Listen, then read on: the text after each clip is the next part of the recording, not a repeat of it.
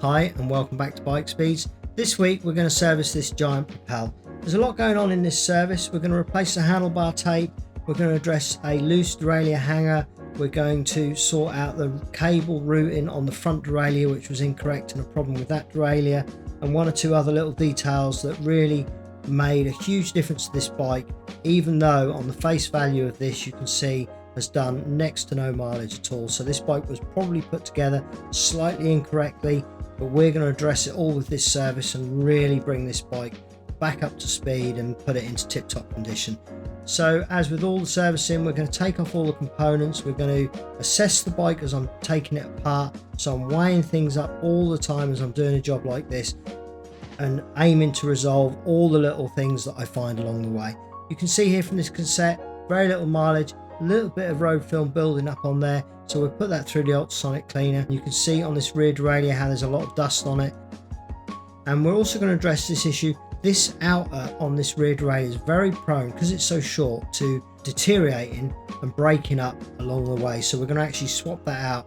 Because the bike is now 3 or 4 years old, we'll deal with that. And you can see here there's a lot of dust on the components to be cleaned off. It's obviously been kept indoors and they've got a fair amount of dust on it. First problem we noted was this rear derailleur hanger. You can see here it's moving. That will give an inconsistent shift, may move about, may come looser, could cause a big issue with this bike when he's out riding it on a long ride. If that was to all fall apart, could be massive problems, so we're going to address that. Now this problem here on the front derailleur, initially I noticed that the cable was not seated correctly under that adjuster. It should tuck away, you shouldn't be able to see any of that cable. You'll see that as we do it. And as I undid that, the derailleur moved on its bracket itself. It was actually loose on the bike. That is a guaranteed problem with this bike. As it did a few more miles, that would have moved around, would have given a poor shift or even no shift at all. That was a problem waiting to happen, so the service was worthwhile for that alone. You can see again there, a lot of dust build up on this bike, so we're going to put that through the ultrasonic cleaner, clean that part up, re-lubricate it, and make sure that this bike is spot on when it goes out. So I'm going to take the chain set off as well, because again there was a lot of dust down behind that. I wanted to wash this frame right down just to make sure it was absolutely correct when it went out. And also I'm going to take off the brakes themselves on this bike, clean those up as well. There were some adjustments to be made to those when we put them back together, which we'll show you as the video progresses. So as with any bike, even though this bike has not done many miles, I am going to strip it right down. I'm going to put this derailleur through the ultrasonic cleaner to really work in deep and to re-lubricate it and to make it absolutely spot on and nice, so that as it rides with its new owner, the bike will ride absolutely perfectly and change gear nicely as well. So we'll pop those components into the ultrasonic cleaner, the parts that we're going to wash through, and then once they've been through there, I'll wash them down with a warm soapy water mix. I'll then dry those components off with a microfiber towel and blow them through with an air line just to make sure everything's dry.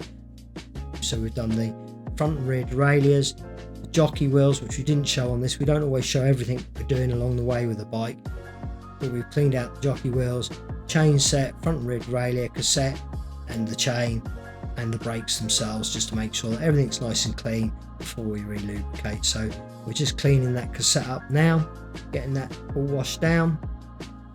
I'm even going to do the bottle cages just to clean those up, to make sure they're nice, wash off the chain, make sure that everything is clean, and then we're going to start our lubricating process. So we're using our premium grease here in the jockey wheels. It's a lovely grease, this, for bearing work and anything like this where you've got moving component. It's not too thin, not too thick, perfect consistency for that. We do sell all these greases on our website. You can check that out. The link will be in the description of every video. So if you do check out our website, we do a 5-pack of grease selection, and we also do an individual refill should you want to refill your greases along the way. So that's what we're now doing here. We're just greasing up the thumb adjusters as well. Very prone for a thumb adjuster to corrode into a component. So you want to also lubricate your thumb adjusters. And we're going to put a little bit of our premium grease on the spring just to stop that corroding, and also the pivot points of the derailleur. We're using our general purpose oil. Again, you can see there we've got a little nib on that just makes dispensing that nice onto the pivot points. These are something that we trialed and errored along the way to make sure we got these absolutely spot on and working perfectly, so that if you decide you want to get a set of these, you know that we're using these daily and they do the job they're supposed to. So that's our syringe selection there. A little bit of general purpose grease, and copper grease, anti-seize on the threads there, pop that back together. Again, it's something that's often missed skewers, and yet they can corrode inside an axle and cause all sorts of mayhem. Same with the brake, a little bit of thin oil on the pivot and a little bit of general purpose grease there on the bolt, holds it together that it actually pivots itself on. And then I'm just using our anti-seize grease on the actual bolts that hold the chain set together, and I'll also use a general purpose grease on the arm itself. That's so that if I ever take these parts apart again in the future, I know that they're not going to have bonded together and they should come apart again without any issues or problems in the future as the bike is used and serviced by us next time. I know that this component's going to come apart and will be no problems or issues for us when we do that. Next up, I'm going to wash the bike down, so a little bit of soapy water there, and then our lovely big softy brush, again available on our website. It's a way of us funding the YouTube journey as well, so it's a little bit of payback as well if you help us out with the sale on the website. And also you can support us by subscribing, and do click that like button. If you're fresh to the channel, do pop a like to the video, because we put a lot of work into these videos. It helps the algorithms to get them out there if you help us out by liking, subscribing and making a comment.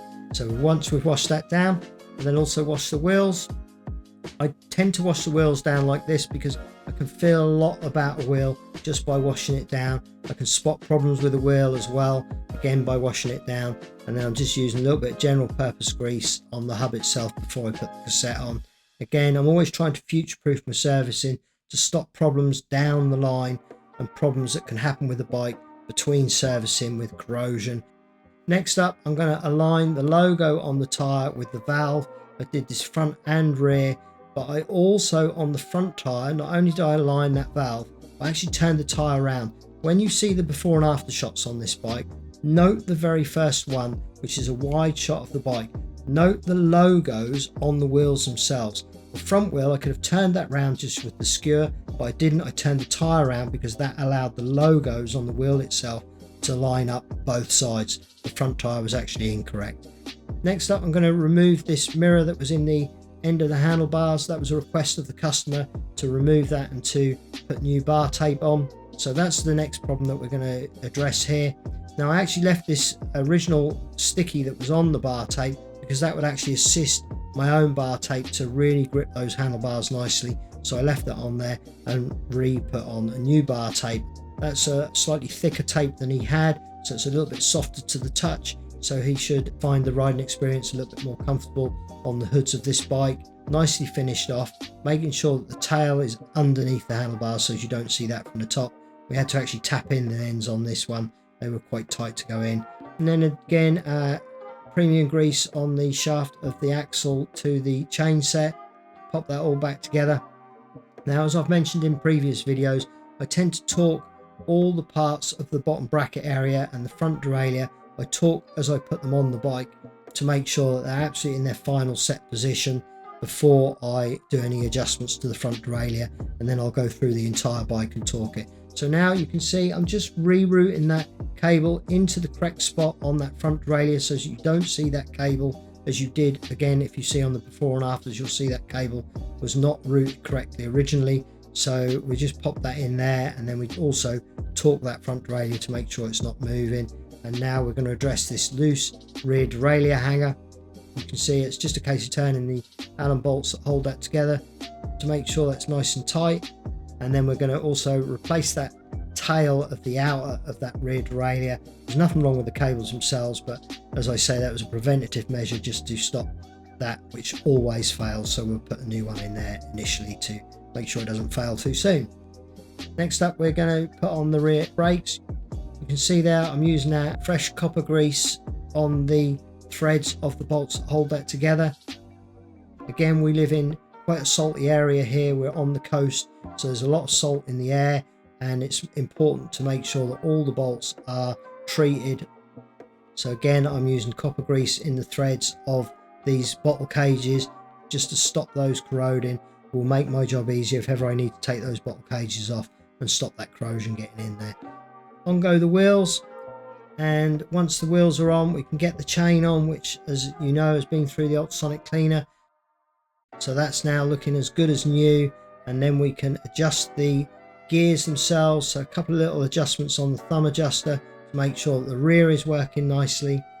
And then I also had to do a little adjustment on the front just to make sure that the chain wasn't dragging against that front derailleur, which when you think that I haven't altered anything here, that was probably wrong when the bike came in. And I also had to raise this brake pad on the front wheel. It was actually below the braking surface just by a millimetre or two, but it would have been rubbing the black work on the wheel itself, so we wanted to make sure that's actually working on the braking surface itself. Another request to the customer was to remove this mount on the front of the bike, so we popped in new bolts slightly shorter than the ones that came with the mount onto there, torque those up to make sure that everything is right there, and then we'll run through the bike with a torque wrench.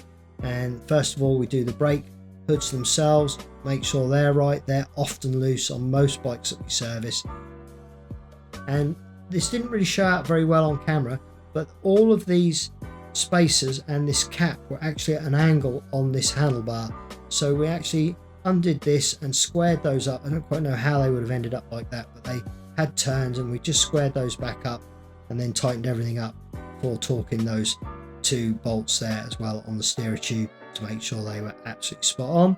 And we do everything when we do a service, so we go right the way through the bike, all the pinch bolts, all the mount bolts, things like the brake pads there as well, to make sure that everything is tight and correct. We torqued the pedals, they were fine. The seat post was loose, as we mostly always see. Same here with the saddle. This one was the loosest we've had in a long while. Clearly this bike has never been set up properly. This whole job was about tightening up those loose components. It really was an accident waiting to happen. It was a purchase service, so the customer was very lucky not to have got hurt on this one, as it arrived to him in this half set up condition. And then finally I'm going to oil up this chain. I'm just oiling the rollers with a very thin oil. Towel underneath will roll those rollers as I move it along, so that they get right in with the oil and make sure that chain is nicely oiled. So as you can see from the before and afters, differences are very subtle, but they are there. We've made a massive difference to this bike, and this will ride like a completely different bike for the new owner in comparison with the original owner. He will have no problems at all with this bike. So I hope you've enjoyed this video. Please do subscribe, pop back next week, and we'll see you very, very soon. Bye for now.